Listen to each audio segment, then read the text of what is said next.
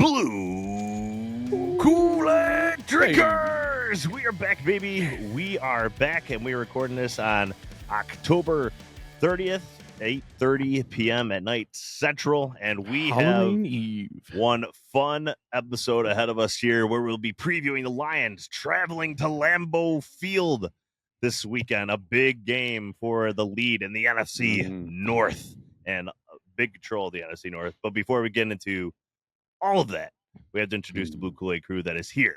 So we got UJ. Greetings, Lions fans. Rud Dog. Yo! And Bob. Hello there.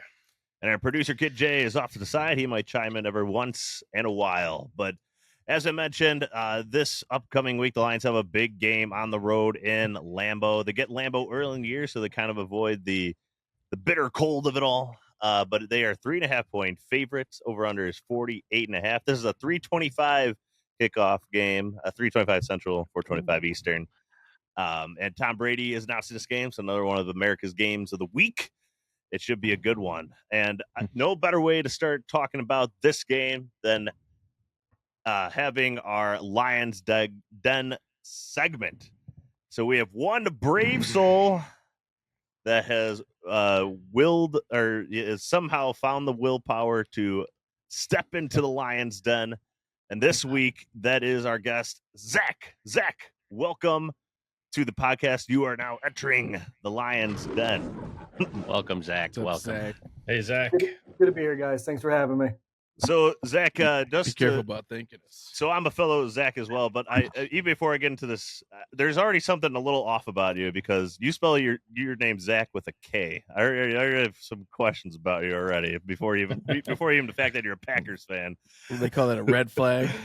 But Zack, I gotta ask you. I always lead it off. Why the hell are you a Packers fan? Because it doesn't make any sense to anyone on our side of the tape. Here.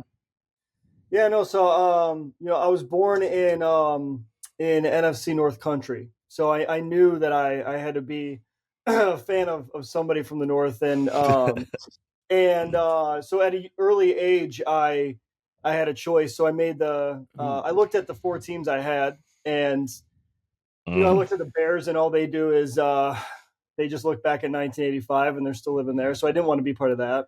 Okay. Then there's the Vikings. They just decided to edge themselves all through the 70s of getting there, but never fully finishing, right? And then you got the Lions, who just, all you guys did was produce really, really good players that just wanted to retire early because they just couldn't stand it anymore. So the last team standing was the Packers, and two Hall of Fame quarterbacks later, and what looks like a third, I feel like I came out on the winning side. So, whoa, a third! So- Oh my god! At what age? Wow. At what age did you make this decision? I mean, And we're people don't usually involved. make conscious decisions like that, to pick a team, and they go through a selection process. They're usually born that way, or their father was, or something. You actually, how old were you when you came up with this methodical? And were you Yeah. living under power Becoming a lines at the fan. time? yeah, well, I mean, I basically live under power lines now, so it kind of okay. it's all Oh, well, okay. no, but one of my what year was it? I'm gonna look at somebody else here. What year was it? Because one of the earliest memories I had was Favre's big throw to what was it? Sterling Sharp, one of the Sharp brothers to beat the Lions in the playoffs. What year was that? Was that 92, 93? Something like that. That's in the wrong crowd here, pal. How dare you? 1994, January 8th, 1994. Yeah, 94. Sterling Sharp Right. had a game-winning touchdown pass in the wild card game to beat the Lions. No, but I do remember that. I was born in 1989, so it is one of my earliest memories. Hey. My dad's I'm from Rockford, which is northern Illinois. My mom's a Bears fan, dad's a Packers fan. As a little kid, wanted to be like dad, and thank God, because I mean the alternative would Spare you some pain, huh? Yeah. Both are got a good argument there. you were given two brutal choices, so it sounds like. Yeah. Yeah, really brutal. a lot of heartache. There's been a lot of heartache, that's for sure. Hold on, we have to go back to the one comment though because it was outlandish, kind of ridiculous. Jordan Love being a future third possible Hall of Famer. Yeah. Where does that go? Do you Based on what? actually believe that in your heart of hearts, or were you just throwing it around? definitely is thrown around, but I put it this way: I'm very happy with him so far. I am a Hall of Famer. I think that's pushing it. He's got to stay on the field before he can do anything else. But I do kind of like that he he's got that. He's got a little bit of Rodgers and Favre in him. Favre was a little too crazy, with the interceptions, and Rodgers just is too much of a. Can I swear on this thing? Do we swear on here? Yeah. Especially about Aaron Rodgers. Go ahead. Yeah. Rodgers is just too much of a pussy to do anything. Nice. I mean, he, his conservative play. Are you sure you're a Packers fan? I like this guy. Yeah, his conservative play just, I feel like, screwed the Packers out of a lot of wins that they could have had. So I do kind of like that Love has, in his very, very small sample size, shown that he's a little bit of both. But I also don't agree with giving somebody a contract that size for playing in 8 good games. But people are definitely dubbing him. He's getting a lot of props for the little bit of flashes he shows. I mean, like, whatever. He's getting like the whole shebang. Anyone who can run these days a little bit and throw the ball decent gets like everyone just assumes they're the greatest thing. Yeah, I like kids who throw to both teams too, which is nice. Yeah, he shares the love. Because some Lions can do too. What is he like? Is he currently leading the league in interceptions and also missing two? Baker Mayfield, Patrick Mahomes, and Jordan Love all tied with 9 interceptions to lead the league. Wow, which is an interesting list. It's an interesting list. I think that's the total number of Jared Goff's incompletions. Yeah, in the last like 3 weeks. Yeah. Goff has 4. And all those came the first 3 weeks of the season. He has thrown since. But the thing with Love is his footwork's kind of all over the place. He's not very consistent in that regard. Zach, at least that's what I've read as far as his criticisms go. Like he'll backpedal and throw things off the back foot a lot. It's just kind of all over the place. So it kind of goes with the wild card nature of him, which I don't think we saw like the second half of last year when he was playing really good. We seem to be seeing it more this year. Would you agree with that? Yeah, I feel like sometimes he makes things look a lot harder than they need to. That's for sure. He doesn't look real comfortable in the pocket sometimes, but I don't know. Like when you look at the Packers season so far in the Lions, do you think that you would be undefeated if Malik Willis was your quarterback? No. I mean, I believe in our coaching staff to get us there. Well, so I do believe that we would have won every game I like with Malik Willis as our quarterback. I just think our offensive staff adapts to the talent that we are. I mean, we're adapting to Hutch just fine, so I guess we can adapt to no going down that road quite. Well, Zach with the K, I have a question on that subject. With the fact that Malik Willis has done so well, is that Matt LaFleur just have a great system that anyone can play that thing? Is Jordan Love great, or is the system great? I have a huge man crush on Matt LaFleur. I do think that it's been cool to watch. I do think it's a bit of a system. I do think Jordan Love's really good. It's definitely a bit of a system. It's fun watching him call plays for Malik Willis. I feel like he dials up some pretty creative things. You can tell he's from kind of that Shanahan and McVay system. But it's going a little bit off on a tangent here, but it goes to show, because the offense the last 2 years has looked so different than when Rodgers was here in Green Bay, and you can tell that like LaFleur was trying to run something when Rodgers was here, and Rodgers would just, straight up get the play, go into the huddle, say, screw that, we're not going to run that, and do something completely different. So it has been cool to see that it is a really good system. I would consider him the better version of Brock Purdy, right? But there is a bit of a system there in place. I do think that LaFleur is showing how good of a coach that he is, for sure. Hey, Zach, how many weeks can you project before you're telling us Malik Willis will be a Hall of Famer? I'm just curious. I'm going to look forward to it. You got to think that if he comes in relief and goes from 3-0 to 6-0, there's got to be some sort of Hall of Fame projection in place for that, right? So today is what you're saying. Okay. Yeah. It is impressive what they've done with him, considering his time with the Titans. You guys are kind of spoiled by quarterbacks. I'll give you that. But man. It is very likely we see him in this game because Jordan Love looked really hobbled in that last game against the Jags, and then he has not practiced this week. It might be a game time decision type thing, but it would not surprise me if they saw Malik Willis in there. I think because I think you'd rather have Malik Wilson there than a hobbled Jordan Love from at least the hobbled Jordan Love that we saw in the Jaguars game last week. But let's shift this conversation over to the rest of this Packers team a little bit. They do have some injuries this week. Evan Williams has a hamstring injury. I'm not sure if you've heard, Zach, if he'll be playing. But this is their injury list right now. Josh Jacobs did not practice with an ankle. Rasheed Walker out with a knee. Elton Jenkins out with a gluteus maximus injury. Josh Myers a wrist injury. Jair Alexander knee. They got a laundry list on the defensive side, or on their team as a whole, really, injury wise. I'm not sure. Are you aware of any of those guys that I mentioned just now? Are they going to be playing, or a lot of them out?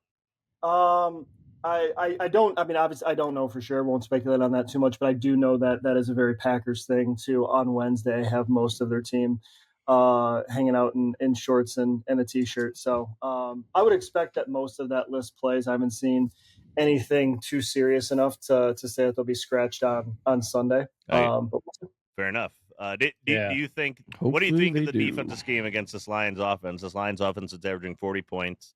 They've actually scored. They're averaging more than 40 points in the last 4 games. They scored 172 in the last 4 games. What is this Packers defense going to do to slow us down? If the defensive line doesn't come to play, it's going to be a problem for sure. Got to get some pressure in. I think that is going to end up being the X factor of it. Linebackers have been playing a little bit better, right? So Quay Walker, he's been playing a lot better. What's his name? Why can't I think of his name right now? He got NFC defensive player of the week, right? Wilson.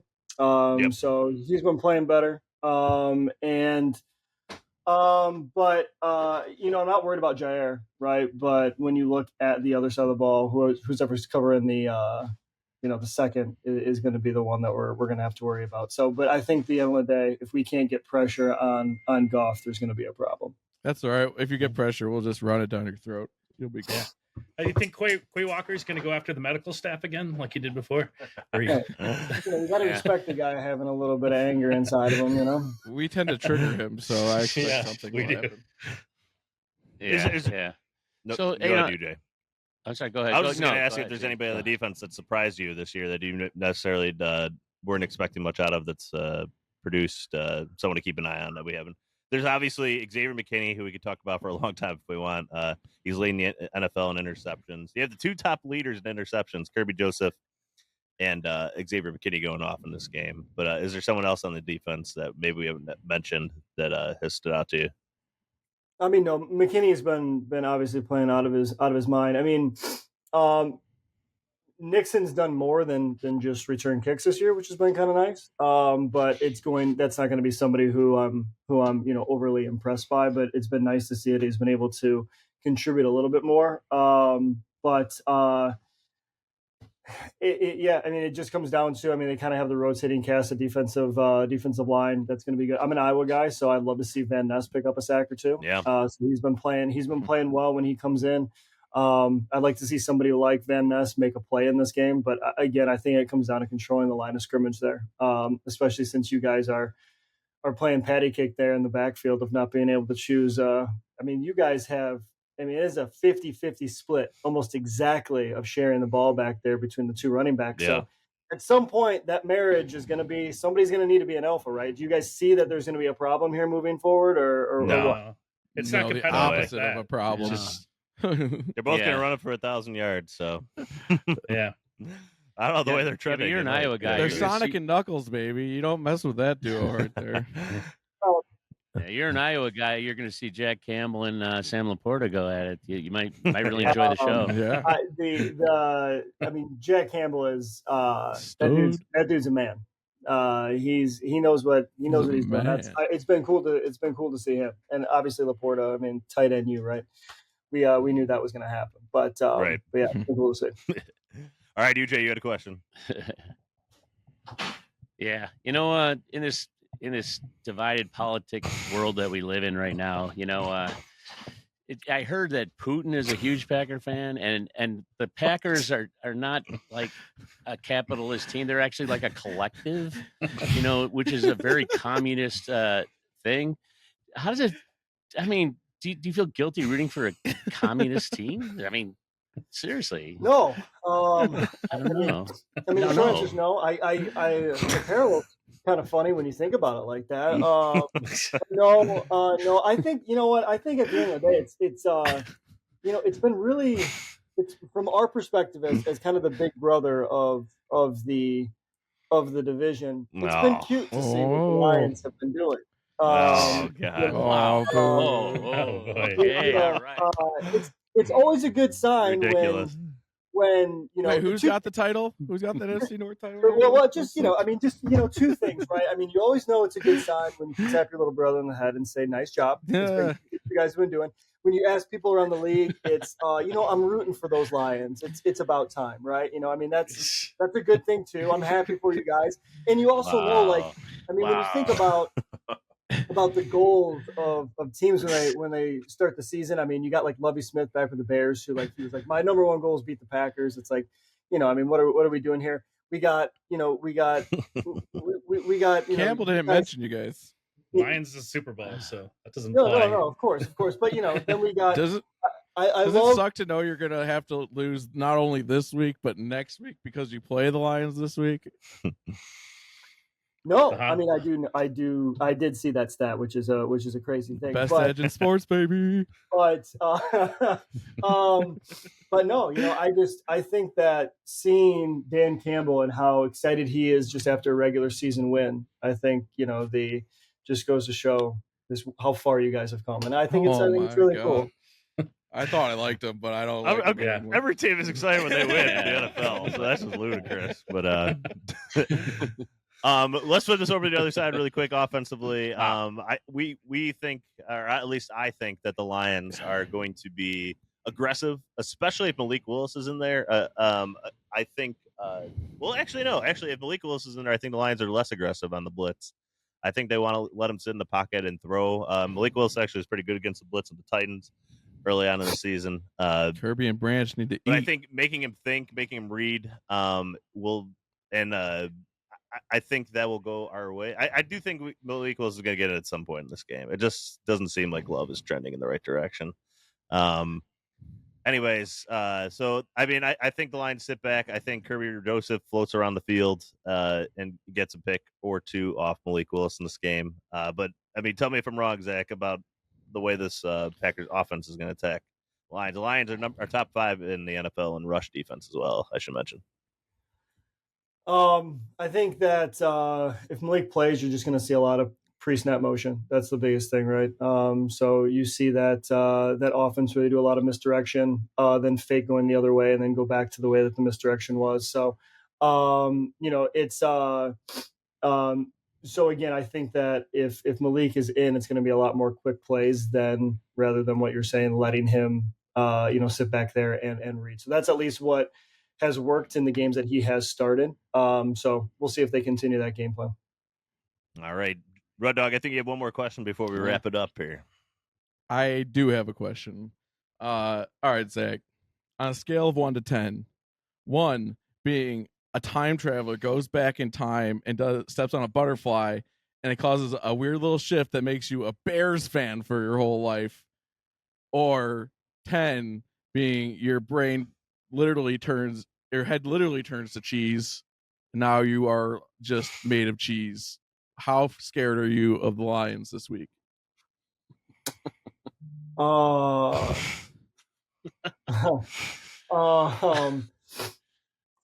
mean, I don't want to be a Bears fan. This is an interesting way to answer this question. Look, it's going to be a good game, but I will come number. back. We need a number here. Oh, this is. It's on a scale of 1 to 10. I got lost in the butterfly and the cheese. Yeah. I'm going to say a 3.325. Oh, that's appropriately afraid. Wow. Yeah. All right. Yeah. Yeah, that's good. Good to be scared that much. So wait, was 1 mean really scared? I was thinking 10 was. We really got scared. your answer here, man. You're terrified, and it's you interpret how you want. You know? Zach, you interpret that how you want. You can figure it out. You're practically a Bears fan already. All right. So before we wrap it up here, Zach, what is your prediction for this game? Yeah, I'm gonna go with a 31-28 Packers win. That's 3 in a row. Packers have found a kicker where the kicker makes a game-winning field goal. 31-28. Book it. You will see a bunch of very drunk, just at dusk Lambeau, which is just heaven on earth. You will see a bunch of those fans very happy at about 6:45 p.m. Central Time after that ball goes through the field goal. 31-28 Packers, book it. You know, Zach, it's good to know, like, you're delusional clearly, but like you also, like, at least you're betting for your team. These ones that bet against them just freak me out. So good on you. Yeah, bud. we had a Vikings fan last week. Actually, his score was pretty close, or 2 weeks ago. That his score was actually pretty close in prediction, and he predicted the Lions win. So yeah, that's just. But weird. I don't get that. But yeah, you're clearly you're not feeling well or something, because that was just a ridiculous prediction that, I mean, it's just not going to come true. So, but the men in the white coats are coming to your door right now. Are we going to go around? Well, it's good that you have the hope. Yes. It's good that you have the hope. It's to throw it back at you. It's cute. It's nice. It's They'll cute let you that keep have the the hope cheese head this in week. the straitjacket. Yeah. All right. Well, Zach, I think we're just going to barely let you escape with your life out of the den here. We're being nice today. We're being really nice. So Feeling generous. I hope you're appreciative. You put him Yes, you did. You did. Oh, wait. Hold I don't on. know how a I'll Packer give puts him up a fight. credit. Is there one, or do we know that? Like, Zach, do you know the Packers fight song? Is there one? I mean, bang on the drum all day is the only thing that matters to me. Let's hear it. Can you sing it? I don't want to work. I want to bang on the drum all day. Let's go. There you go. All right. Respect there. Respect Did there. the Packers like co-op that song? They do. Yeah, they have Good for voice, sure. though. Yeah, they have for Good sure. tune. All right. All Guys, right. thanks for having me. Yeah, thanks, Zach. Thanks, Appreciate man. it. Good luck this week. We'll talk Thanks, soon. Zach. All right, man. All right. Bye. Hey, good luck. All right. Well, Take there you care. have it, Zach. Thank you Don't for need it. entering the Lion's Den. That He guy was just kooky. escapes with Kinda his like life. Yeah, they're all delusional. But we find the most normal delusional people on the They street. give you that like all child like vibe, like, What vibe? What? like Find these aw people. child. The craziest stuff comes out of their mouth, and you're just like, Oh. aw child. Okay. Yeah. Like, oh, Anyways, this guy's got not much going on up there. so the Lions, their injury reports. Jared Goff is dealing with an ankle injury. He did not practice today, which is rare for him. Taylor Decker didn't practice with a chest injury. Josh Pascal still dealing with an illness. It might be. I don't know what he's got. They said it was related to the cancer or something that he fought off before, I think. Oh, really?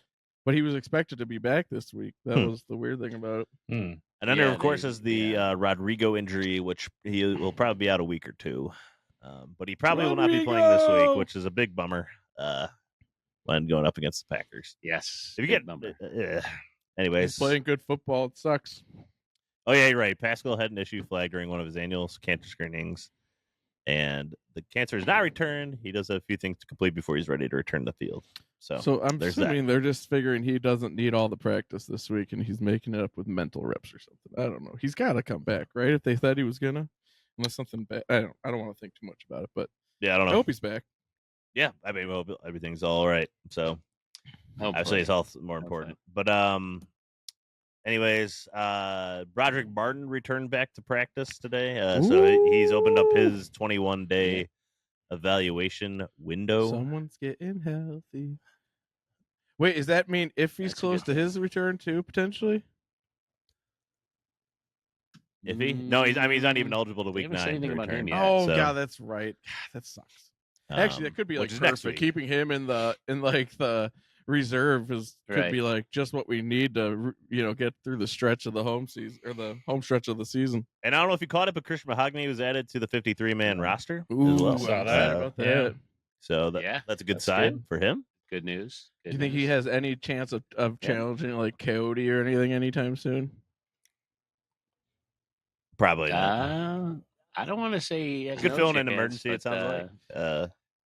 I mean, he probably won't be active unless there's injuries. So, active he'll on the be game working. day, rather, I should say. It is still kind of crazy they don't activate everybody. That's been a big complaint, like amongst coaches in the NFL, that they have to like deactivate 7 players every week. It makes no sense to me.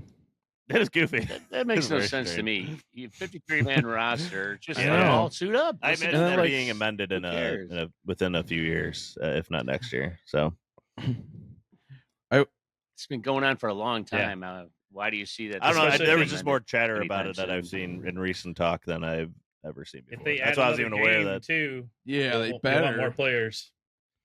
Yes, that was the big thing. Yes, I think that's going to be where I saw the talk as well. If they had another game, if they had the 18th game. Yeah. Oh, which there's a lot of back and forth on that. Although it does seem inevitable they add one more game to the schedule. It does. It just allows more international games. It allows more flexibility of scheduling, etc. There will be 2 bye weeks though, if that happens. More podcasts from us, so that's good for deserve more money for our money, for our checkbooks. Rich. Right. I don't know if my wife agrees with that, but nor mine or anybody. Eventually, every week of the year there'll be 52 weeks of the football season. Well, right now we're currently living in an environment where we're in the midst of 55 straight days of football. Oh my god! Either whether it's a because college football is on Tuesday, Wednesdays, and now it's the Sun Belt and things filling in the smaller gaps. That's insane. The smaller schools like Kennesaw State, playing on a Tuesday night. What's better than that? I don't think anything. Gotta keep them gamblers betting, baby. But anyways, we're in the midst, and that streak ends the Wednesday before Thanksgiving. Before then, it goes off the rails with football after Black Wednesday. Anyways, I digress. All right, let's get into our prediction segment, shall we, gentlemen? So our first one is our roar of the week. That, of course, is the player, not necessarily the stats, but just the biggest overall impact on the game. And there is, last week we had a lot of candidates, but Cleve Raymond probably is the winner of that one. Or Dave Phipp. You can give it to him, too, possibly. Anyways, the coaches qualify for this too. And Producer Good Jay, we're going to throw you in on these 2 prediction segments as well. So I'm going to throw this over to Bob first, though. What is your roar of the week? My roar of the week. Well, we saw a little bit of him. He was my roar of the week last week, and he did pretty well, but didn't quite get the roar honors. I think Sam Laporta is going to continue to get more and more reps, more catches, rather. As the season goes on, after he's off that dodgy ankle at the beginning of the season, but now he's running pretty well. So I think he's gonna get at least 100 yards and a touchdown for this game. So Sam Laporta, tight end, my roar of the week. Nice. Did you do a double roar of the week? Ooh, yeah. What? You did back-to-backers? Laporta 2 weeks in a row? Double roar of the week. Come on. Yes, it's an echo. All right, Red Dog, what's yours? What's your roar of the week? I think the ascension will continue, and Jahmyr Gibbs is going to build upon the weeks he's stringing together here. I think he's gonna hit another home run type 70-yarder maybe, and get another touchdown or 2, maybe one through the air. I think Jahmyr Gibbs is finally hitting his stride this season, and all defenses beware, because this man is electric. He's deadly, and I think he's about to just keep going off. So with 3 touchdowns, 2 rushing, 1 receiving, Jahmyr Gibbs is my roar of the week. All right, there you go. Jahmyr Gibbs and Laporta and Gibbs. UJ. All right, as usual, this is such a hard thing to pick week to week because we have so many people that could be your roar of the week. I was going to go with Gibbs initially, but I do think he's going to have a great game. But I think that we will stifle the Packers' run game, which means they will be passing like crazy. So this leads to my roar of the week, Kirby Joseph, who is going to have 2 picks in this game. and a forced fumble. Nice. He is going to go wild in this game. And I think the whole defense will have a pretty good game. I think Kirby's just going to light it up in this one with 2 picks and a forced fumble. Kirby Joseph is going to be my roar. All right, there you go. We like it. We like Very it. nice. All right, Very producer nice. Kid J. Yeah. My roar of the week is going to be I'm going to say Carlton Davis. I think he's going to lock down on one of these Packers receivers, either Jalen Reed or Romeo Dubs, and it's kind of slow down the Packers pass game a little bit. So Carlton Davis is my roar of the week. Nice. All right. All right. Yeah, I'm going to stick with the ground game here. I don't know if you guys are aware, but the weather outlook for this game, it's a little ugly. Nice. It's going to be 16-mile-per-hour winds, 81% chance of rain. Let's go. A high of 56, so it won't be a cold rain, but Let's either go, way. baby. So that's why I'm Go leaning run game, towards go my roar of the run week game. being involved with the run game in this one. And I got to go with Monty. David Montgomery. You want Gibbs, Red Dog? That's fine. I think this is just a little with the weather. I think that suits Monty's game extremely well. Just kind of the grounded I think it pound. suits both of them just fine. Just falling forward. Yeah, I know. But I do think Monty just gets a few more carries. He's going to get another touchdown like he routinely does. Of course, the one time I bet on him to get a touchdown, he didn't score. Oh, you need to stop doing that. I was like, yeah, no, that's what I'm just not going to. It's bad luck. But So he's a mutter. He can run in the rain pretty well. Yeah. Like a horse. yeah, a tough mutter. Yeah. All right, so Gibbs is like I a think jitterbug. He runs on the surface Monty of ends the- with 103 yards and 2 touchdowns in this game. And he is Nice. my roar of the week. Ooh, Yeah. All right. Love So these now roars. it is time. 162 yards on the ground and 52 through the air for Gibbs. Sorry, I didn't. Just wanted to Oh, okay. put that out there for his Like, touchdowns. 200 all-purpose yards. All right. Yeah. But now, gentlemen, Wow. it's time Baby. for the main event. It's our predictions. So, I was running out of there. But anyways, as I mentioned at the open, the Lions come into this game as 3.5-point favorites on the road. The over-under is 48.5, money line minus 170. We will go around the horn and give our predictions and maybe just your little extra thoughts on the game if you didn't get them in during the Lions Den segment. We'll start with UJ. All right. Well, I think the Packers are outperforming people's expectations this year so far. They've been playing pretty well. Jordan Love is playing pretty well. Malik Willis is filled in pretty well. This team is playing pretty well. However, the Lions are really playing well. I mean, great.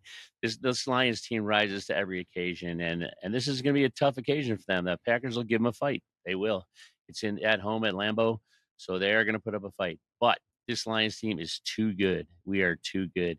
And I think what's going to mainly destroy them is our run game and our defense. I mean, I think we're going to stifle their offense a bit, and they're going to frustrate them. They're going to probably be getting a lot more field goals and touchdowns. So I'm thinking six. I think they'll score a total of 16 points against us, mostly on field goals. And the Lions are going to score 35, and they're going to do it in just brilliant fashion. I don't think Goff will have to carry the game, but he will be effective as he always is, and our run game is going to dominate. Probably 200 plus yards on the ground between our two backs. So I see the Lions win 35-16 in Lambeau in the weather, and I think hopefully we'll see a lot of blue out there like we did last year.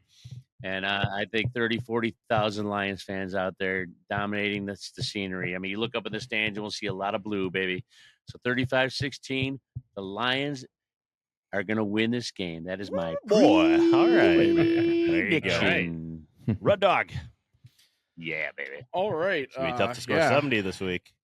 Division foes always tough, but I think the streak's going to continue and we're going to break 50, gentlemen. I see 3 touchdowns from Gibbs, 2 from Monty. This week, Jared Goff's going to throw 5 passes, but all 5 are going to be touchdown passes with 0 incompletions and for like 300 yards. And so, wait, what is that? That's 4 touchdowns. Carry the one. A whole fuck ton of points versus 0 because I think our defense is going to dominate in this game. And Jordan Love or Malik Willis or whoever it is going to be running for their lives and slopping in the mud all day as our D-line and linebackers crush him. So 72-0, Detroit in convincing fashion walks into Lambeau and just kills their hopes and dreams. Sets them up and I'm predicting next week they will also lose the Packers once more because they face the Lions this week. So it's a twofer bet right there. Love 72 twofers. to zip. Detroit Lions, baby. All right, there you go. A twofer bet. All right. Big twofer guy. All right. Bob. All right. Yes. The hated Packers. Lambeau used to be a house of horrors for Lions fans who've been around for years, but not so much these days. We won like 5. I mean, not in Lambeau, but like 5 out of 6 against them. We're doing pretty well against the Packers these days. Except for Thanksgiving. Yes. Yeah. Yes. So I think the Lions are going to do very well. The Packers, they do have a good team. They're pretty balanced. They have a decent defense. But the Lions are playing on another level completely. So they're going to score some points. I see Jaden Reed getting some yards for them as a receiver. But basically, we're going to shut them down. They'll get some drives, but will not end in points. And the offense, you know how the Grinch's heart grew like 3 sizes for Christmas? I think it's going to be a rainy day, and Jared Goff's hands will grow 3 sizes, and he'll hang onto that ball really nice in the rain. And he'll be zipping it around the field pretty well. Laporte is going to be his favorite target this Sunday. He'll get like 8 or 9 receptions, 100 yards, touchdown. But it's going to be spread around, and the run game is going to be taken off. So I see us winning this thing 35-18 Lions. And there's going to be some dirtbag Packers fan who's going to throw a beer on one of our players. But that won't matter. Interesting. Will any medical staff be pushed over? Yeah. Quay Walker will do something stupid too. Yeah, the concession stand forgot to take their cap, right? And so it was a full bottle. 35-18 is my prediction. There we go. We love it. Beautiful. Bob, if you gave me 1,000 guesses, maybe 10,000 guesses, I would not have guessed. I would not have. If someone told me Bob's gonna make a metaphor tonight, can you take a guess what it is? I would not have guessed that in 10,000 guesses. I love it. All right. All right, Kid J. That was a good one. My prediction is, when the Packers and Lions play, you just got to throw out the record books. They have too much history. So I think the Lions are the better team, and I think they're going to win 27-21. It's going to be a tight game. Nail biter. All right, Kid J. It's like we're twins because I almost have the same score as you. Almost. But we're not identical twins, so that's why we're close, but not all the way. So, as I mentioned, I think Monty gets a couple touchdowns. I do think Laporta gets one too, Bob, and I think Jake Bates gets a couple tough kicks in the rain.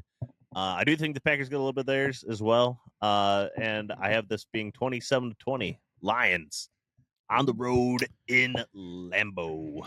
You guys just want to feed our anxiety addiction. That's all. Exactly. I'm desperate. I'm desperate. Yeah. Last week was like too easy. The worst. Right. Yeah. I don't like the easy ones. I like the tough ones. Hey. 1, 2, 3, 4, did we 5. We all pick the Lions to win. But the carry the one. Yep. Yeah. 5 for 5. Yeah. We all predict Lions victory. The only one I didn't was our guest, our delusional guest, Zack, who entered the Lions then. But crazy people say crazy things. Yeah. An interesting stat, though. Yeah. To say we've been doing this pod, 5 years now, something like that. I don't even know how long. It's been a long time. I think, if I'm not mistaken, our record of picking games exactly matches. It does, except Lions, the preseason, Jay. You root against the Lions. I mean, exactly. Yeah. We don't count preseason. I just like pointing that out. We do not count that. All right. So I think we're going to wrap it up here. Okay. A lively conversation as always tonight. But before we leave, we of course have to thank our producer, Kid J. Kid J. Kid J. For crushing every single week on the pod. He's the best. If you've also gone on our YouTube page, there's some shorts on there too that he's been working on. So I greatly appreciate that too, Kid J. Our YouTube page at DTBK_Lions, or just drinking the Blue Kool-Aid, see a lion next to a bowl of kneecaps. I send our guest Zack like the episode, one of our episodes. He's like, "Oh, I love the kneecaps by the lion." So stuff like sticks out. Instagram. Every other fan who secretly really wants to be a Lions fan. Though. Oh, absolutely. I think most of America. They say Detroit Cowboys are America's team, but I don't know. I feel like the Lions are in recent memory. The world's team. Just got to reel off a few Super Bowls and everyone will love them. That's then everybody will hate us. Yeah. Well, see, your dad had a prediction. Actually, he said when the Lions win, you watch, they're going to coming out of the woodwork. Lions fans out everywhere, and he's kind of right. I mean, every time they travel to another city, it seems like there's just so many Lions fans out there. They're all, they all can the termites in my house are all wearing Lions jerseys. It's crazy. They're coming right out of the woodwork. It's crazy. Oh God! Wow. That is crazy. As always, if you reach this point in the podcast, we greatly appreciate you. On that note, we want to thank our guest Zack as well for entering the Lions Den. Always greatly appreciate those that dare to come in and take it on the chin. So, all right. We got the medicals on Zack. He's okay. Takes a brave soul. That's good to know. That's good to know. I was worried about it when he left. Yeah, that was weird. Now he has to lose the next podcast because he was on our podcast this week. So. All right, so we're gonna wrap it up here. Thank you everybody for listening. We'll be back on Tuesday with our reactions to the Lions' victory over the Packers. And we, of course, want to thank our listeners for listening to us every single week. So, last but not least, as always, go.